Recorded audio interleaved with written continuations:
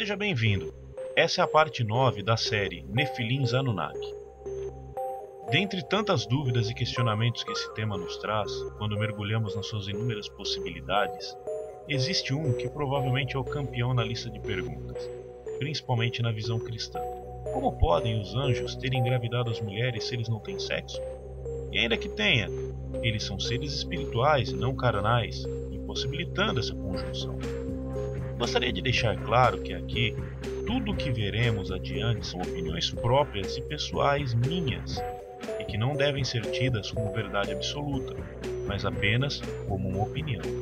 Mas antes de nos aprofundarmos nisso, é importante deixarmos claro que a Bíblia não diz em momento algum que esses seres são assexuados, e que também ela não é a palavra final sobre esse tema. Muitos dos que defendem que os anjos não têm sexo usam como argumento alguns textos isolados da Bíblia para viabilizar a ideia. Talvez o mais conhecido seja: porque na ressurreição nem casam, nem são dados em casamento, mas serão como os anjos de Deus no céu. Mateus 22, 30. Bíblia Almeida, versão corrigida e revisada fiel. O máximo que dá para deduzirmos por esse texto é que não haverá casamento. E isso é completamente compreensível, pois sabemos por aquilo que a Bíblia nos mostra que só há anjos do sexo masculino, e com isso, certamente, não existe a possibilidade de haver casamento. Creio eu que o máximo que podemos concluir é que os anjos são de sexo masculino, e sendo assim, não haveria mesmo a possibilidade de se procriarem em seu mundo, uma vez que não há seres do sexo feminino de sua mesma espécie. Claro, isso tudo baseado no que a Bíblia nos traz, e muitos outros livros também na questão sobre anjos. Muitos questionam também o fato desses seres não terem órgão reprodutor, uma vez que não há com quem procriar. Mas ao meu ver, propor essa ideia apenas baseada na informação de não haver com quem procriar é o mesmo que pensar que Adão só veio a ter um pênis ou um órgão reprodutor a partir do momento que Eva foi criada. Eu gostaria de deixar claro também que eu não creio que haja seres do sexo feminino da mesma espécie dos anjos, e não que não haja criaturas celestes do sexo feminino. Temos até alguns relatos judaicos que falam de uma personagem chamada Lilith, que é muito famosa. No livro Apocalipse de Baruch, em dado momento, ele também invoca as sereias, o que leva a crer que existam sim criaturas em outras dimensões que sejam do sexo feminino, e que essas talvez tenham habitado a Terra em algum momento. No livro de Enoque temos um relato que é bem interessante. Livro de Enoque, capítulo 7, verso 2. E quando os anjos, os filhos dos céus, viram-nas, enamoraram-se delas, dizendo uns para os outros: vinde, selecionemos para nós mesmos esposas da prógene dos homens e geremos filhos.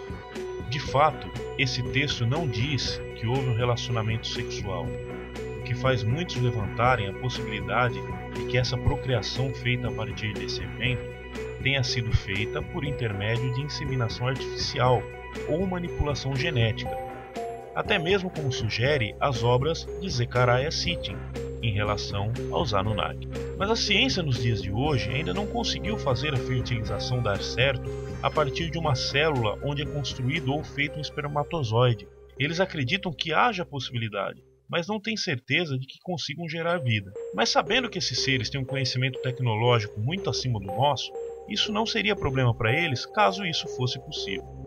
Mas o que me chama a atenção no texto é que o ato de gerar filho com as mulheres humanas vem acompanhado ou motivado por um sentimento, e não pelo simples fato da experiência. O texto diz que eles enamoraram-se das mulheres. E qual o significado dessa palavra? Significado de enamorar: fazer ficar apaixonado, gostar de algo ou alguém de modo apaixonado. Encantar-se. Sinônimos de enamorar: apaixonar e gostar. Ou seja, a grosso modo, podemos dizer que eles sentiram-se atraídos pelas mulheres e que talvez tenham se apaixonado por elas. Uma vez que eles tivessem órgão sexual e que estivessem apaixonados pelas mulheres terrenas, o que os impediria do ato da conjunção carnal ou sexo deliberadamente? Apenas a ordem do Criador, que os instruía a não se misturar com a nossa espécie. Vejamos esse texto. Enoque, escriba da retidão, vai e diz às sentinelas dos céus: os quais desertaram o alto céu e seu santo e eterno estado, os quais foram contaminados com mulheres, e fizeram como os filhos dos homens fazem, tomando para si esposas, e os quais têm sido grandemente corrompidos na terra. O texto diz, foram contaminados com mulheres. Isso nos dá uma ideia de contato físico e me leva a crer em ato sexual em sentido literal. Como sabemos, os ecos desses acontecimentos ecoaram por toda a antiguidade, chegando até os dias de hoje. No passado existem até alguns deuses da antiguidade que já são retratados com pênis em estado de ereção, simbolizando a fertilidade. Não podemos esquecer do obelisco, que representa o órgão sexual do próprio deus Sol e também de Baal. Obelisco esse que inclusive é reverenciado na maçonaria, e por conta disso eles usam um avental para cobrir o seu órgão sexual, uma vez que ele é tido por eles como santo. Mas voltando ao tema, visto isso, eu creio que esses seres sejam dotados de órgão sexual, ou que eles o possam ter a partir de obterem forma física. Já a questão de serem seres espirituais, esse assunto já é mais complexo e é preciso cuidado na análise, pois existem inúmeras referências tanto a favor como contra na própria Bíblia. Precisamos tentar entender o que quiseram nos dizer com a referência espiritual. Eu vou usar aqui algumas ideias tiradas da própria Bíblia e também o raciocínio crítico dentro da minha lógica de pensamento. Já vimos nos 2 primeiros episódios dessa série que foi a partir do cristianismo que foi mudado a forma de se enxergar esses acontecimentos pré-diluvianos, que até então eram anjos, como relata Enoque, e foi mudado para a descendência de Sete, mas essa tese nós já derrubamos. Mas eu quis retornar nela, pois ao meu ver a igreja cristã antiga me parece ter dado um jeitinho de espiritualizar esses seres ou transformá-los em uma espécie de espectro invisível sem nenhuma matéria palpável, ou seja, seres apenas espirituais e que em hipótese alguma podem ser ou se tornar seres físicos e de maneira nenhuma podem estar atuantes fisicamente em nosso mundo. Mas eu trabalho com 2 possibilidades. A primeira, que eles possam assumir a forma humana ou qualquer forma física, e a segunda, que eles já tenham uma espécie de forma humana ou física de maneira natural e que essa foi transformada após a queda, mas que com certeza é diferente da nossa. Qual a minha base para isso? Temos diversas passagens na própria Bíblia falando sobre esses seres serem invisíveis, mas temos também inúmeras passagens na própria Bíblia onde esses seres interagiram de forma física com seres humanos, e citarei algumas. Mas os 2 viajantes estenderam a mão e, tomando Ló para dentro de casa, fecharam de novo a porta. Gênesis 19:10. Nessa passagem, vemos o anjo tomando a Ló pelas mãos ou braços e o trazendo para dentro da casa, pois o povo estava inflamado querendo matar os 2 anjos, que eram chamados de estrangeiros, pois eles haviam sido vistos pelos moradores daquela cidade e viram o exato momento quando eles adentraram a casa de Ló. Sugiro a leitura do livro de Jazar, que é um livro apócrifo, para entenderem o real motivo da destruição de Sodoma e Gomorra. Mas o melhor ainda está por vir. Vamos ler a passagem adiante. O Senhor apareceu a Abraão nos carvalhos de Mambré, quando ele estava assentado à entrada de sua tenda, no maior calor do dia. Abraão levantou os olhos e viu 3 homens de pé diante dele. Levantou-se no mesmo instante da entrada de sua tenda, veio-lhes ao encontro e prostrou-se por terra. Meus senhores, disse ele, se encontrei graça diante de vossos olhos, não passeis avante, sem vos deterdes em casa de vosso servo. Vou buscar um pouco de água para vos lavar os pés.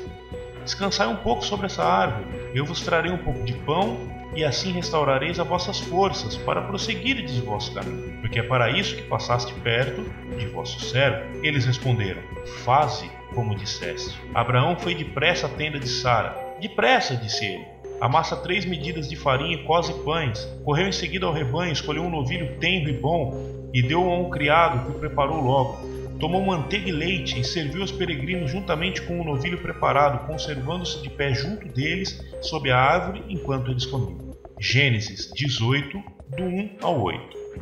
No livro apócrifo, conhecido como livro de Jazar, que eu citei anteriormente, diz que o Criador apareceu nos carvalhos de Mambré e enviou os 3 mensageiros até Abraão. Isso tiraria o Criador do contato direto com Abraão nessa cena, e eliminaria a possibilidade de o próprio Criador ter se alimentado na casa dele. Porém, teríamos aí um problema. pois como vimos em Gênesis 19, somente 2 anjos se dirigiram a Sodoma e Gomorra, sendo que, se foram enviados 3 anjos pelo Criador, ao invés de ser o Criador e mais 2 anjos, onde teria ficado o terceiro? E por que ele não foi junto? Mas isso é assunto para outro vídeo e não para esse. O que é importante frisarmos aqui é que houveram 3 seres que tiveram seus pés lavados e foram alimentados por Abraão, além de terem descansado em sua casa, e isso com certeza coloca esses seres em um contexto físico, sem sombra de dúvidas. Podemos até dizer que isso não garante que eles sejam físicos, concordo, mas garante que eles estavam ou que se tornaram físicos. E esse fato gerou até uma recomendação por parte do autor da Epístola aos Hebreus: conserve-se entre vós a caridade fraterna, não vos esqueçais da hospitalidade, pela qual alguns, sem o saberem, hospedaram anjos. Hebreus 13, 1 e 2. Mas para mim, o maior exemplo e a maior referência em termos de ser espiritual é o próprio Salvador, intitulado na Bíblia pelo nome de Jesus. Muitos cristãos e religiosos dizem que o Salvador é espírito, ou coisa do tipo, o que na verdade é uma informação totalmente fora do que a própria Bíblia nos apresenta, e isso não é difícil de provar. No Evangelho de João, capítulos 20 e 21, temos um relato sobre a ressurreição do Salvador. O que me chama atenção nisso é o fato de que não há corpo na tumba quando Maria Madalena vai até lá, mas ela se depara com a pedra do túmulo removida. Logo ela chama Pedro, e quando esse chega ao local, se depara com apenas os panos na tumba, e o corpo já não estava mais ali. Maria Madalena fica ao lado de fora, chorando, quando é interrogada por 2 seres chamados na Bíblia de anjos. E ela diz que levaram o mestre dela, e ela não sabe para onde foi. Mas nesse momento acontece algo realmente fantástico. Ela vira para trás e o próprio Salvador está atrás dela, mas ela não o reconhece. Isso mostra claramente que o seu corpo sofreu uma mudança significativa, mas o fato é que ainda era um corpo físico, pois se fosse apenas um espírito, por que ele precisou do corpo? Porque não o deixou lá? Se a ressurreição foi espiritual, por que o corpo sumiu? Se o reino é apenas espiritual, por que o Messias em sua ressurreição levou o seu corpo físico? Antes que digam que o corpo era transformado, eu creio que sim, pois vemos relatos de que tanto Maria Madalena quanto outros discípulos tiveram dificuldade de reconhecê-lo, como já foi dito anteriormente, mas vemos que ele até se alimentou nesse tempo em que esteve na terra pós a ressurreição. Foi tocado por Tomé e uma série de outras situações que mostra ele vivo, como ser físico. Existem estudos de hoje em dia que dizem ter sido por volta de 40 dias o período que ele ficou na terra pós a ressurreição. E muitos desses relatos estão descritos em livros apócrifos, reconhecidos pelos estudiosos como sendo originais. E lá há relatos que ele se alimentou, que ele bebeu, que ele interagiu de maneira física. Isso me traz em mente a pergunta: como será o reino espiritual? Uma vez que nosso Salvador habita hoje lá em carne, será que compreendemos da forma exata ou correta, ou pelo menos perto disso, o que significa o reino espiritual? E se você ainda duvida que ele está lá em carne, leia esse texto. Eles perguntaram: Galileus, por que estáis olhando para o céu? Esse Salvador, que dentre vós foi recebido no céu, assim virá do mesmo modo como o vistes ir para o céu. Atos 1:11. Os anjos deixaram claro que assim virá do modo como vistes ir para o céu. Ou seja, virá dos céus da mesma forma que para o céu foi, em carne. Será que a definição espiritual significa extradimensional? Se o Messias ascendeu em carne, como será a forma física dos demais seres que compõem o reino eterno? Tendo eles forma física ou não, é fato que podem e se apresentam fisicamente.